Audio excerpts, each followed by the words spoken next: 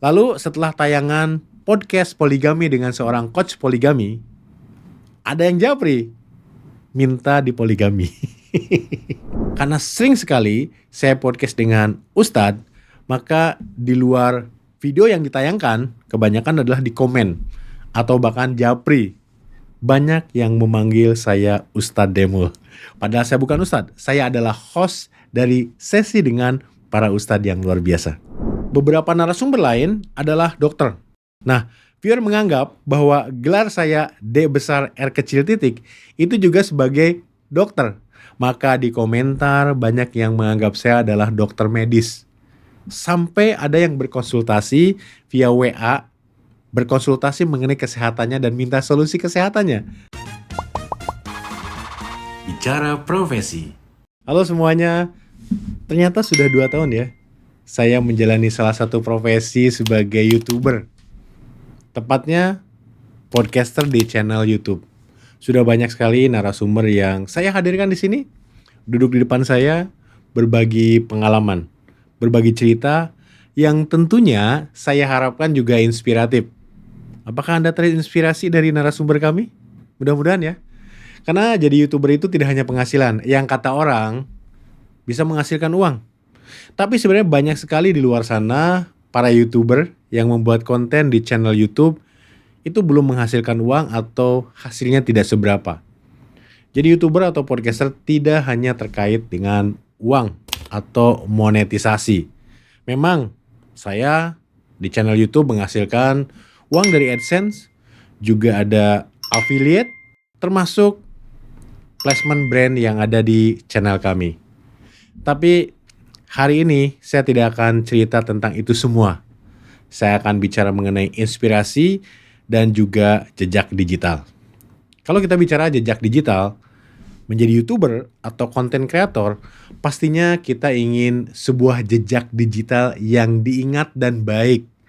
Kalau hanya bicara tentang monetisasi, jumlah subscriber atau view, maka mungkin saya tidak akan memilih jalur podcast. Mungkin saya akan membuat konten-konten yang digemari. Entah hanya bercanda-canda saja, konten ngeprank, atau konten-konten yang terkait mungkin dengan gaming atau hal yang sifatnya hiburan.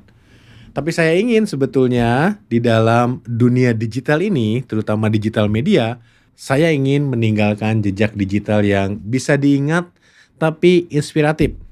Bisa memotivasi baik dalam bisnis, kehidupan maupun karir.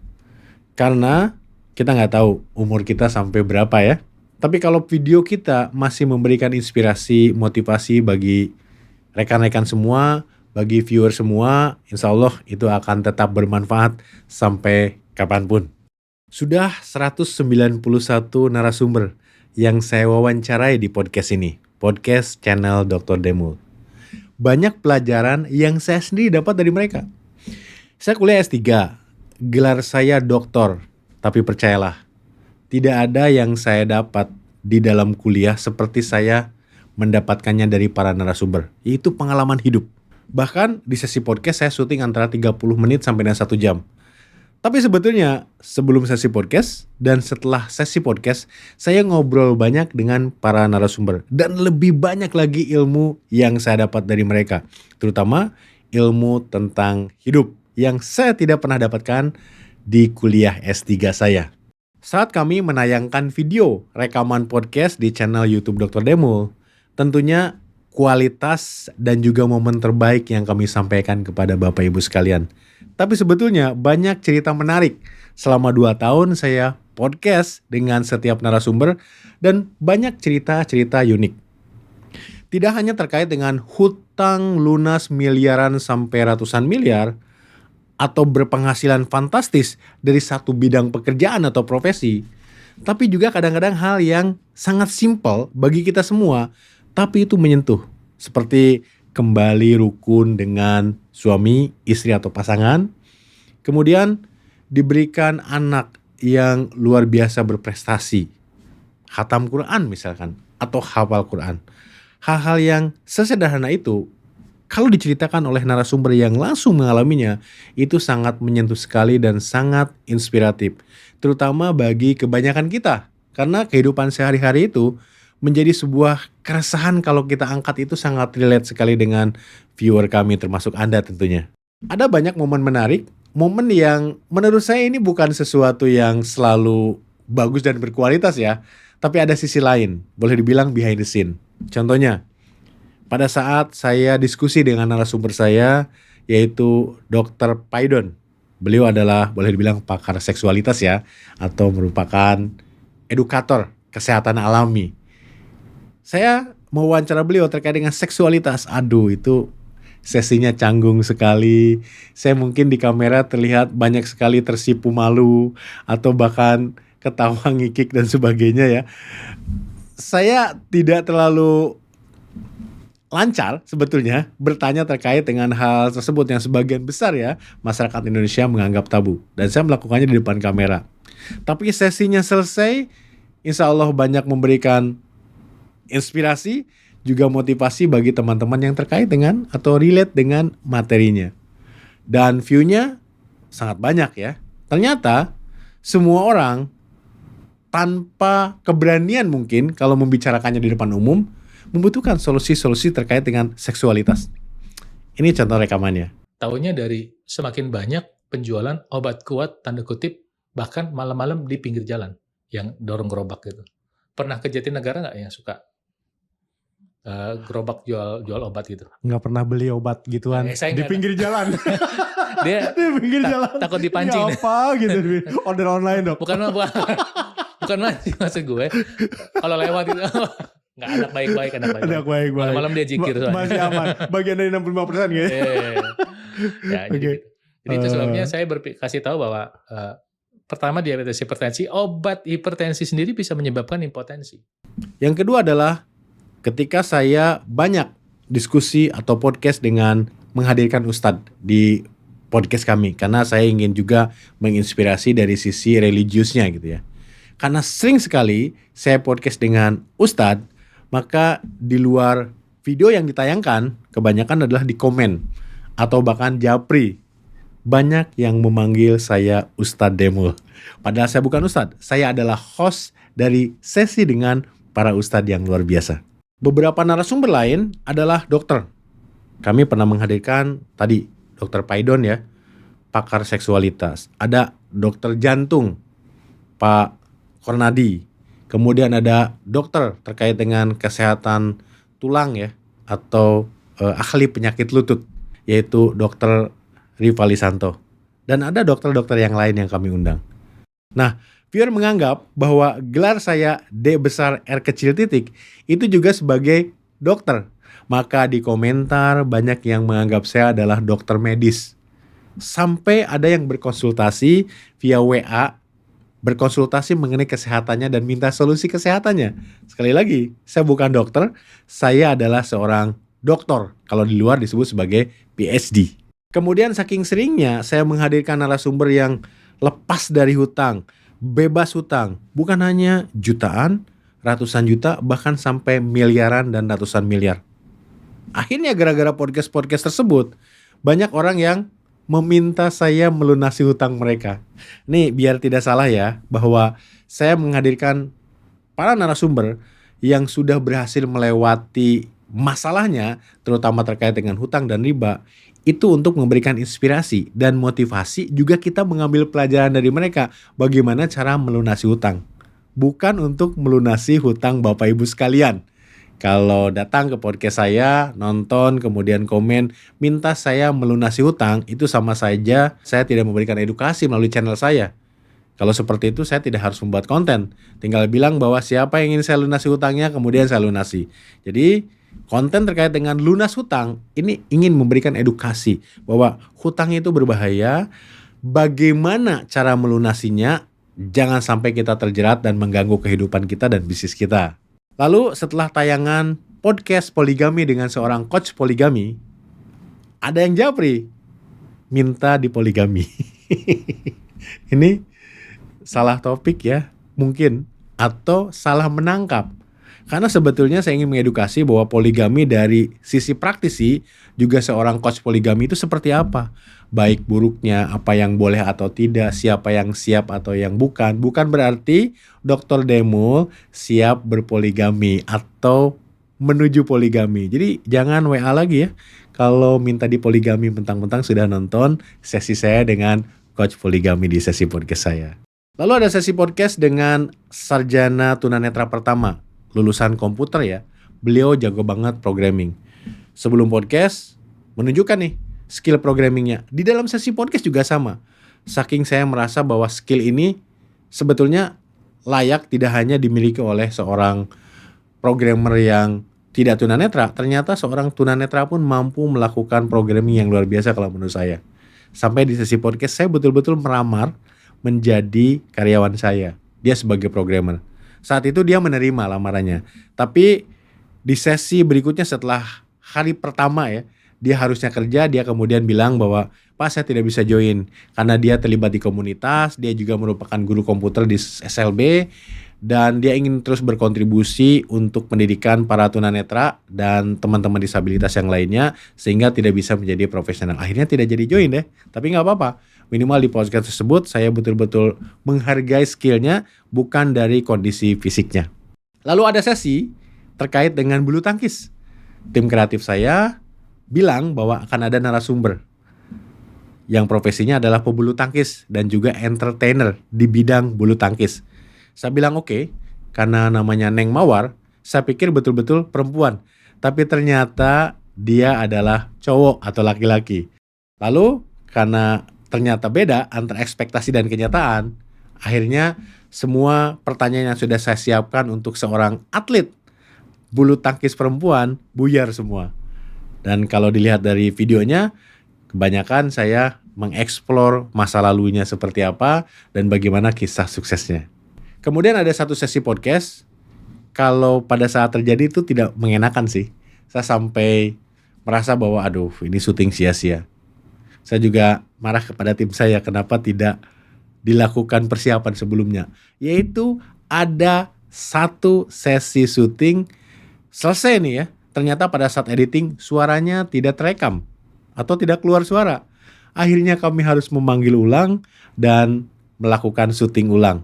Alhamdulillah narasumbernya kooperatif dan luar biasa dan mau syuting ulang. Akhirnya sudah tayang. Ini tayangannya.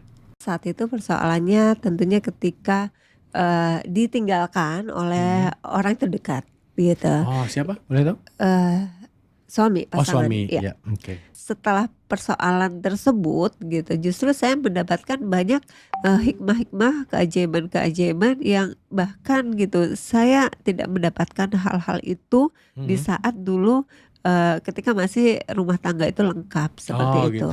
Pelunasan dari bank gitu atas amanah yang pernah diambil di bank tersebut. Berapa waktu itu? Saya ingat ibu sebelum dianggap lunas amanah dengan bank. Amanahnya berapa puluh gitu ya. Berapa puluh juta.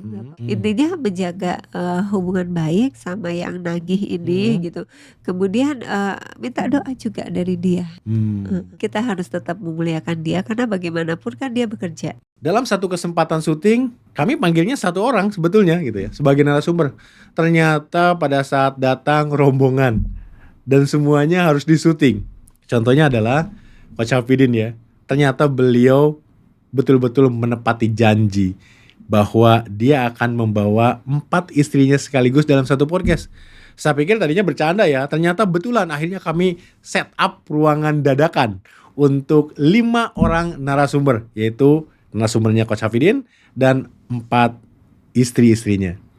Kemudian yang kedua ada satu coach yang datang ternyata rame-rame dengan para coachnya gitu, dengan para mentor-mentor di grup coach tersebut. Akhirnya kami set up juga ruangan mendadak sehingga 5 orang bisa masuk dalam satu frame video. Dan itu luar biasa sekali. Tim kami dengan segala macam kerumitannya akhirnya bisa menyulap studio yang hanya untuk berdua menjadi untuk 5 orang. Bayangkan ya, segitu ribetnya. Yang diundang satu, yang datang rombongan. Lalu ada kejadian yang mungkin bikin saya kaget juga gitu ya. Saat itu tidak ada sesi podcast. Tapi tiba-tiba ada tamu. Katanya mau ketemu Pak Dede. setelah ngobrol-ngobrol dia mau jadi narsum. Akhirnya apa? Akhirnya ya udah kita syuting dadakan. Karena saya pikir profil beliau juga bisa masuk di sesi podcast, ya sudah kita syuting saja. Bayangkan ya, ada tamu tiba-tiba saya tidak kenal, setelah berkenalan akhirnya jadi narsum langsung syuting saat itu juga. Luar biasa tanpa persiapan, tidak diundang, ya lumayan ya. Akhirnya bisa tayang juga. Pengalaman menarik lainnya boleh dibilang unik ya. Tim kreatif kami mengundang Cucu Maerot, A. Akmal. Bayangkan ya, saya membicarakan seksualitas aja dengan Dr. Paidon itu luar biasa canggung. Ini kedatangan Cucu Maerot. Pada saat datang, pasti dengan oleh-olehnya, yaitu ramuan yang bisa membesarkan tangan saya. Sekarang tangan saya besar ya, karena ramuan tersebut. Itu salah satu pengalaman unik saya. Pengalaman yang tidak mengenakan berikutnya, tentunya podcastnya baik-baik saja. Kita sudah syuting selesai dan sudah melalui konfirmasi oke untuk tayang. Oke. Kemudian tayang, view-nya banyak. Sampai puluhan ribu waktu itu setelah sehari sampai 2 hari tayang. Tapi narasumbernya minta take down, gimana gak mau nangis coba. Sudah podcast, sudah konfirmasi oke, kemudian ditayangkan dan view-nya bagus. Kemudian minta di take down. Kalau belum tayang, masih oke. Kalau sudah tayang ternyata view-nya sedikit, masih oke. Tapi kalau sudah tayang, view-nya luar biasa tinggi, kemudian minta di take down, itu seperti kerjaan kita sia-sia. Ya, tapi akhirnya dengan berbagai macam cara kompromi, ada yang akhirnya kita take down, ada yang kami cut, potong bagian tertentu yang tidak berkenan saja, tapi ada juga yang kemudian kita hanya ganti judul thumbnail saja, dan tayangnya berlanjut. Yang menarik berikutnya adalah ada narasumber yang scripted banget. Ketika diundang, dia bilang, "Pak, pertanyaannya harus ini ya. Nanti saya siapkan jawabannya ini." Nah, kalau seperti itu kan belum tentu tayangan videonya menarik kan. Akhirnya daripada capek-capek, kami podcast, saya tanya, dia jawab, ngabisin waktu saya juga dia. Akhirnya kami tidak jadi podcast. Karena yang ingin dihadirkan di sini adalah betul-betul narasumber yang siap dengan jawaban saya. Walaupun saya tidak dalam posisi untuk menyudutkan mereka, tapi mereka bisa terekspos juga karirnya, keahliannya, bisnisnya dan sebagainya, cuman dengan pertanyaan atau tanya jawab yang mungkin lebih natural, lebih ngeflow, karena saya mewakili netizen juga, mewakili viewer juga untuk menanyakan apa yang ingin saya tanyakan. Bukan pertanyaannya sudah disusun oleh narasumber sendiri. Jadi kalau ada teman-teman yang ingin jadi narasumber dan sudah menyiapkan pertanyaan sendiri, mungkin kita lebih baik tidak podcast ya. Yang menarik lagi, nah ini luar biasa nih, sahabat saya Pak Wisnu Salman. Beliau adalah satu-satunya narasumber yang sudah syuting podcast di channel Dr. Demul sebanyak 6 kali sampai video ini tayang. Bahkan sudah seperti karyawan tetap ya. Jadi berbagai topik terkait dengan keahliannya, terkait bisnisnya, terkait dengan inspirasi yang ingin beliau bagikan sampai 6 kali dan satu-satunya rekor ya. Narasumber yang sudah syuting 6 kali dengan saya. Mungkin kita akan membuatkan series tentunya atau segmen khusus untuk mengangkat kisah dan cerita Pak Wisnu Salman. Lalu ada pengalaman yang menarik tapi merusak peralatan. Saya memanggil rekan saya, Putu Indra, ahli cyber security. Karena biasa ngobrol sebagai teman, jadi lepas banget. Suaranya kencang, ketawa sampai mikrofonnya rusak. Akhirnya apa? Suaranya gemerisik gitu ya, kresek-kresek gitu. Itu satu podcast yang bisa merusak peralatan itu dengan Putu Indra. Ini videonya nih. Di sana lalu merasa berguna. Wah, selamanya tidak berguna. Sangat cuma dari duit gua. Nyangkul doang. Selama ini nyangkul doang. Oh gitu. Nah orang-orang kayak gitu tuh orang lokal ya. Karena beberapa waktu yang lalu ya yang apa namanya yang melakukan telepon secara terorganisir untuk nipu itu kan katanya Dari dari luar. luar kan gitu. Iya. Tapi di Indonesia ada juga yang kayak gitu. Ada? Soalnya kan terkenal ya dari luar itu kan dari Rusia tuh. Wah, Lo iya. tau gak hacker paling Igor Sakti? Anjay. Iwan Gondrong 1 Kliwon 3 November. Itu lokal bro. Woi, Gondrong. Lokal asal Rusia kan itu. Dan saya akhirnya minta tim untuk mengedit suaranya supaya layak untuk ditayangkan.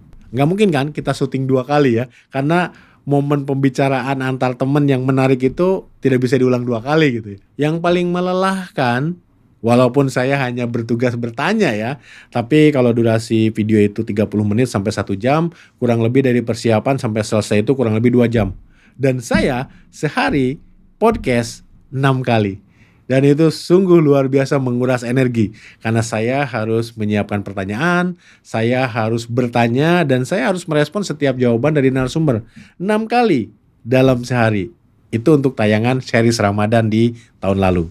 Akhirnya yang ingin saya sampaikan ke viewers semuanya, ke Bapak Ibu sekalian, setelah 2 tahun saya berpodcast di channel YouTube Dr. Demul, mudah-mudahan saya dikenal sebagai pribadi yang baik ya, yang bisa memberikan inspirasi, terutama narasumber-narasumbernya keren-keren dan hebat-hebat. Dan saya belajar banyak dari mereka. 191 narasumber dengan berbagai macam ilmu di luar keilmuan yang saya punya, itu luar biasa sekali. Bahkan sebetulnya kalaupun saya menghadirkan narasumber yang saya tahu ilmunya, saya paham bagaimana caranya, saya tidak ingin menggurui mereka, saya tidak ingin menjadi lawan bicara mereka, saya menuangkannya di dalam pertanyaan yang bisa mengeluarkan ilmu, skill, dan keahlian mereka. Sehingga mereka, narasumber itu, menjadi bintang di channel Dr. Demul, menginspirasi, dan mudah-mudahan bisa membantu para narasumber untuk meningkatkan bisnisnya, meningkatkan personal life-nya atau kehidupan pribadinya, meningkatkan karirnya di segmen bicara profesi terutama, dan bisa bermanfaat tidak hanya buat viewer kami tapi juga buat narasumber sendiri. Nah, Bapak Ibu sekalian, saya Dede Mulyana atau dikenal dengan Dr. Demul, juga mewakili para narasumber yang pernah hadir di 2 tahun channel podcast Dr. Demul ini, mengucapkan mohon maaf apabila ada diskusi kami, jawaban kami, seruan kami yang menyinggung Bapak Ibu sekalian, yang kurang berkenan dan sebagainya, sehingga menyisakan kerikil-kerikil di hatinya. Mohon maaf sekali lagi, saya atas nama narasumber dan saya sendiri, juga kru ya, yang melakukan editing, syuting dan sebagainya.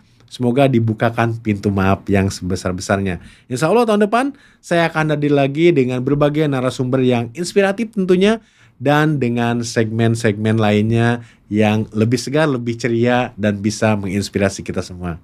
Terima kasih, sampai jumpa tahun 2026. Assalamualaikum warahmatullahi wabarakatuh.